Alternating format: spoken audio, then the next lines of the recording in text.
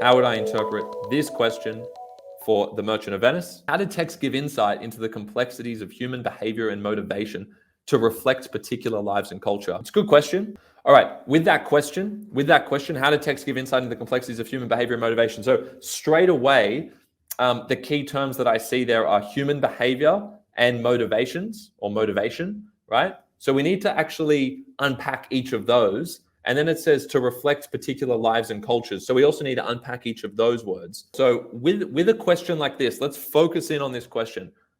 How many key terms are in this question? If I asked all of you that, what would you say? A lot of people would say there's like 6 or 7 key words here. And some people would even include the word how in that. And that's a big mistake.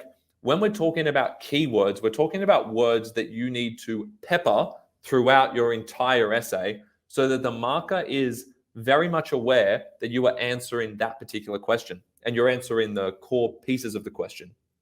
There can't be 6 or 7 key terms, right? What I would say are the key terms are the behavior, right? Human behavior, motivation, and lives/cultures would be the kind of third one. The word complexity is going to get you into trouble, okay? Because when you see the word complexity, you're actually going to be using that word rather than saying what the complexity is. So let's figure that out. What is the complex thing about human behavior in The Merchant of Venice, right?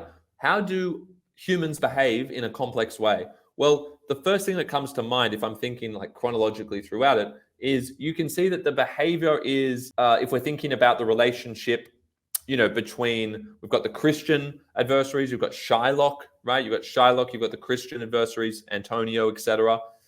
And what you have there is you have this tendency to alienate a perceived other, right? Anyone who you perceive to be different to you, there's a tendency for a group, a collective, who have the same worldview to alienate someone who ostensibly threatens that worldview or those values. So straight away, that's quite a complex human behavior because it works both ways, right? Shylock is alienated, he's ostracized, he's marginalized because of that prejudicial behavior. Notice how I'm defining and unpacking that behavior word already. I said I want to focus on behavior, so I'm using adjectives to say what type of behavior. That's how you unpack it. That is how you're going to have a really solid thesis.